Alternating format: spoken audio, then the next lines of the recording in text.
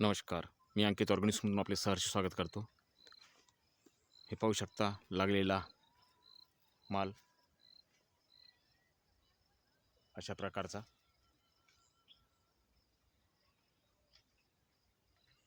आणि फ्लॉवरिंग अतिशय असं सुंदर असं आहे.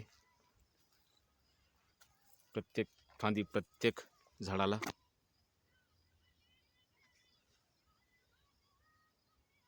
अशा प्रकारे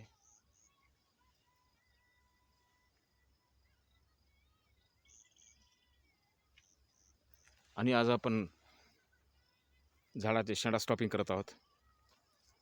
जास्त उंच न जाऊ देता त्याला आहे तिथंच थांबविणे व आपल्याला शेंग तोडायला सगळ्या गोष्टीला भविष्यात सोयीचं जाईल या हिशोबानं शेंडा मारून घेत आहोत. याच्यामध्ये आपण लिवोसिन किंवा चमत्कारसारखं जरी औषध मारलं तरी तात्पुरतं 1-2 दिवस 4 दिवस त्याचं काम ते करते औषध. परत शेवगा खूप ग्रोथ करतो. त्यामुळे शेंडा छाटून घेणे कधीही चांगलं. हे पाहू शकता आपण शेंडा छाटणीत आपण चालू आहे. वरी डिऱ्या जरी असेल फ्लावरिंग जरी असेल तरी आपण शेंडा स्टॉप केलेला आहे या अशा पद्धतीनं. कारण ह्या साईडच्या फांद्या चांगल्या ग्रोथ करतील आणि याला इथे अशा प्रकारे फुलं आणि इथंच शेंग आली की आपल्याला तोडायला खूप सोपं जाणार आहे. उंच गेलेल्या सरळ गेलेल्या फांदीला थोडं अवघड जाणार आहे. तोडता येईल पण अवघड जाते ती. त्यामुळे अशा आडव्या फांदीला शेंग लागली की ही तोडायला सोपी जाते आपल्याला त्या अशा पद्धतीच्या. आणि शेंगीचं वजन वाढले की फांदी अजून थोडी खाली वागतेच. हे अशा प्रकारचं आज आपण शेंडा छाटणी घेतोय. ही अशी शेंग आहे अशा प्रकारचं.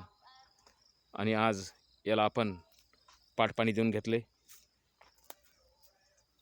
अशा पद्धतीनं. दोन्ही कोणी आपण दांड मारून घेतले होते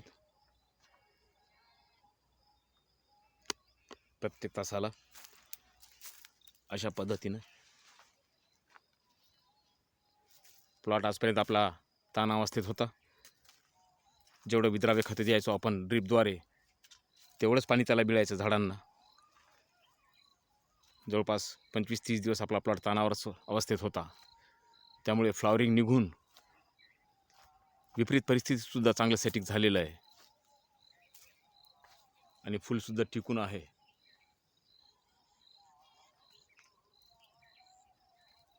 अशा पद्धतीचं शेंग प्रत्येक तासाला प्रत्येक झाडाला तसे 1-2, 2-2, 4-4 शेंगा तुळीच्या आकारात, काही दाबणीच्या आकारात, छोट्या सेटिंग तलवारीसारख्या प्रत्येक अवस्थेत प्लॉट आता दिसत आहे.